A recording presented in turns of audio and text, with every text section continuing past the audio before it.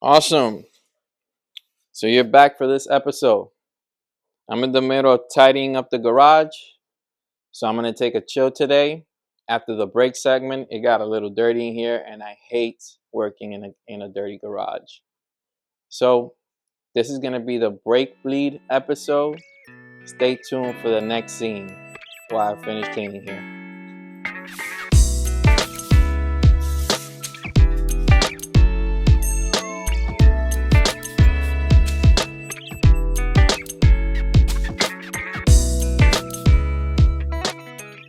Welcome back to A.S.A.P Garage with your boy Dro.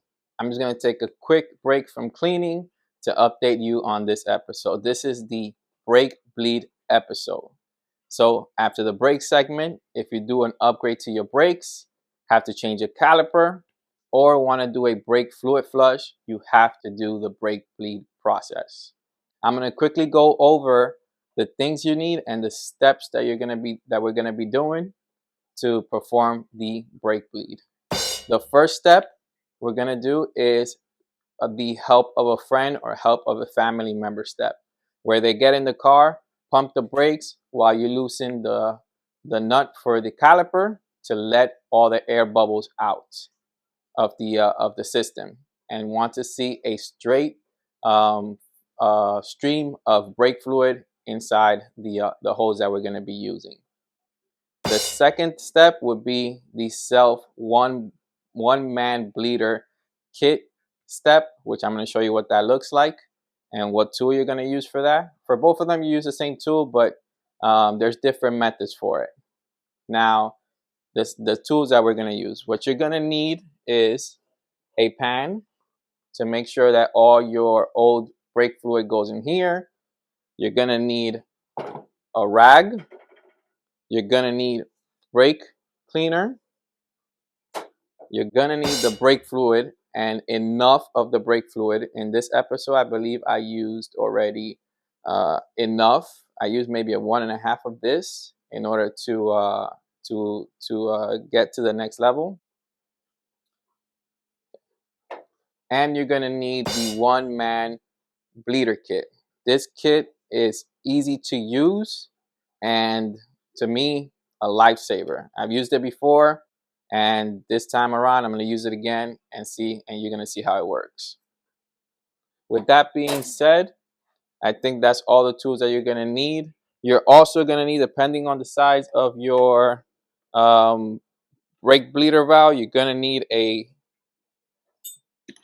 let me look for it here. I have it right here. A 10 millimeter wrench. You want the open-ended wrench, but if you only have the closed one, that's okay. And that's about it. Those are the tools that you're going to need to do the brake flush today, or the brake bleed on these brakes, so that way we could get a firm pedal. I'm going to bring my brother Jonathan so that way he could do the pumping of the brakes, and then we'll get to this. I'm going to go back to cleaning and transform this video into a voiceover type video. First, you will need a 10 millimeter wrench. Prefer the closed-ended ones to do this easy. Use the magnet and place the one-man bleeder bottle anywhere as long as you don't stress the clear hose. Finally, place the hose fitting in the bleeder valve, starting from the furthest section of the Brakemaster cylinder, which is the passenger rear. Continue that pattern: driver rear, passenger front, and finally the final caliper, driver front. Remember, lefty loosey, righty tighty. Also make sure to keep a quarter fill of brake fluid in the bottle at all times so air doesn't transfer back into the brake system. Also make sure you have maxed the brake fluid in the Brakemaster cylinder reservoir.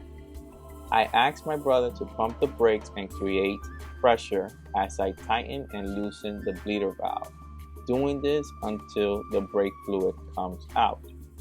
I call this the 5 pumps, then hold step with a family or friend. As you can see here, fluid started to come out, but with bubbles, meaning that there is air in the system, and this is what we want to get rid of. Leaving air in the system causes a sponge brake feel and creates moisture, which is dangerous as you can lose brake pressure while driving. For the 5 pumps and hose step, you will tighten the bleeder valve, have your family and friend pump the brake pedals 5 times, and then have them hold the brake pedal. While they hold the brake pedal, you will open the bleeder valve again and let the air and fluid out.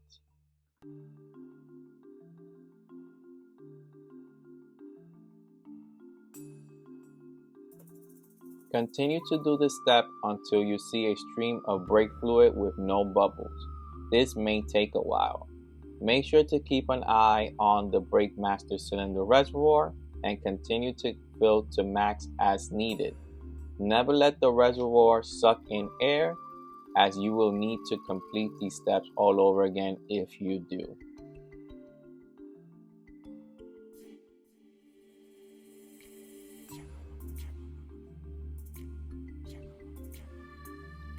Empty out the 1-man bleeder bottle as needed and always maintain a quarter full of brake fluid even if it's dirty fluid, as you don't want the air to suck back into the system during the pumping pressure.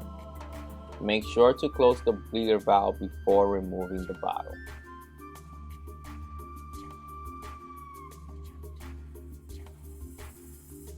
As you can see, a clear stream of brake fluid with no bubbles. Double checking my work for the final time, and I can see that the passenger rear is complete. Now you can move on to the driver's side rear. Always continue from the furthest end of the brake master cylinder and make your way closer to it.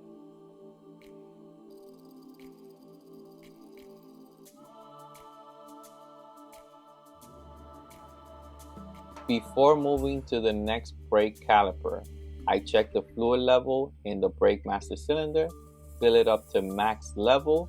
In my case, I am using the StopTech Racing STR 600 brake fluid.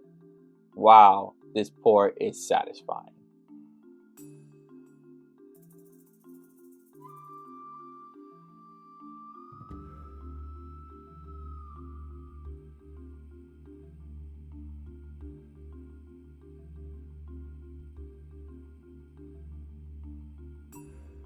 This is the driver's side rear brake caliper. Follow the same exact step as the passenger side rear. This will have the same result. Clear stream of brake fluid, no bubble. Make sure to keep an eye on the brake master cylinder reservoir. Close the bleeder valve when removing the 1-man bleeder bottle to dump the fluid, and keep the bottle quarter filled with brake fluid.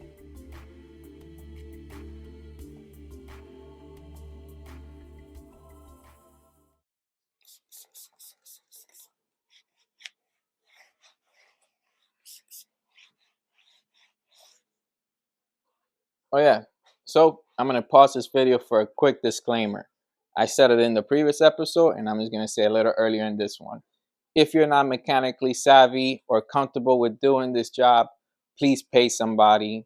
This is very important and very dangerous if you do it incorrectly. You don't want to get yourself hurt or get somebody else hurt in an accident because you lose brake pressure. So please pay somebody if you're not comfortable with doing this job. I'm going to get back to cleaning.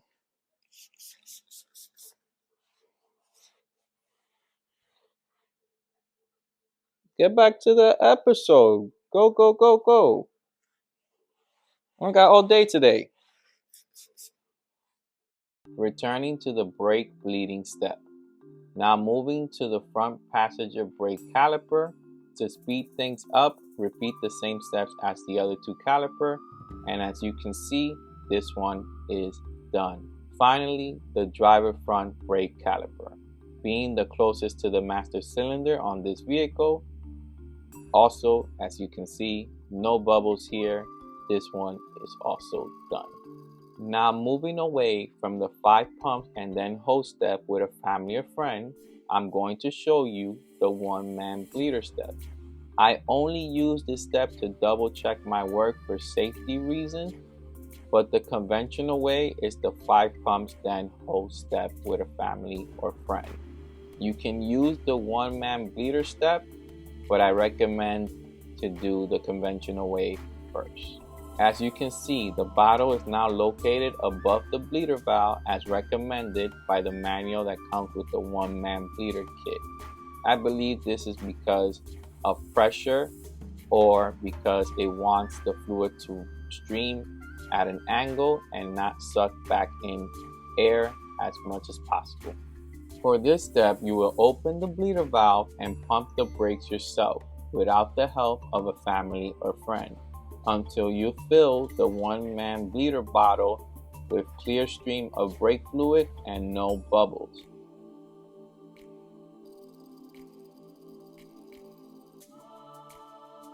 I would consider this now done.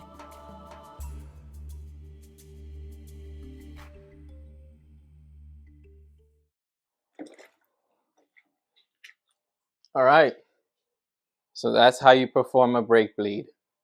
I hope you learned something, and the car is doing great with this new brake upgrade. Can't wait to test it out in the real world. The brake pedal feels firm, and all the air bubbles is out of the system. It's just straight STR 600 now, which I'm happy. So just reminder, if you have any brake fluid left in the can or in the bottle, you could store it, just not for a long time because moisture will get in and you don't want to use that in your brake system. Moisture is not supposed to go in the brake system. It's just supposed to be brake fluid. So if you have any, I would say just discard it, and discard it properly. You could go to any of your auto part and they might take it. There's nothing else to it. Hope you enjoy this episode. If you like it, please like, comment, and subscribe. And if you want to see what's next for the upgrade of this vehicle, tune into my TikTok and Instagram, dro_a.s.a.p or A.S.A.P_garage. And you're going to see the next update that we're going to be doing with the wheel well part of this vehicle. So I'm going to keep it raised like this. I'm going to get back to cleaning this garage because, again, for you guys that have your own garage, if you don't clean it, you guys are just filthy animals. Clean your garage. I'm going to get back to cleaning this garage, and I'm going to call this episode. This was your boy Dro, and this was A.S.A.P Garage. Peace.